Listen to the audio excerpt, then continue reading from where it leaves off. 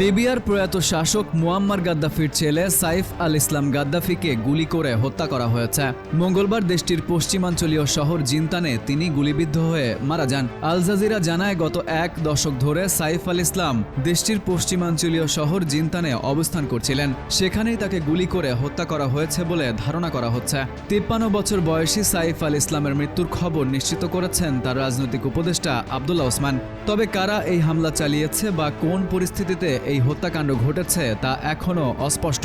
পাশ্চাত্যে শিক্ষিত ও সুবক্তা হিসেবে পরিচিত সাইফ আল ইসলাম তার বাবার শাসনামলে লিবিয়ার দমনমূলক শাসনের একটি প্রগতিশীল মুখ হিসেবে নিজেকে প্রতিষ্ঠিত করেছিলেন। 2000 সালের শুরুর দিকে পশ্চিমা বিশ্বের সঙ্গে লিবিয়ার কূটনৈতিক সম্পর্ক পুনরুদ্ধারের প্রচেষ্টায় তিনি অত্যন্ত গুরুত্বপূর্ণ ভূমিকা পালন করেন। 2011 সালে মুয়াম্মার গাদ্দাফির পতনের আগে সাইফ আল ইসলামকে দেশটির দ্বিতীয় ক্ষমতাধর ব্যক্তি হিসেবে বিবেচনা করা হতো। 2011 সালে বিদ্রোহীরা গাদ্দাফিকে হত্যার পর সাইফ জিনতানে বন্দী হন। পরে সাধারণ ক্ষমার আওতায় 2017 সালে কারাগার থেকে মুক্তি পান। তবে মুক্তির পরও তিনি জিনতান এলাকাতেই বসবাস করছিলেন।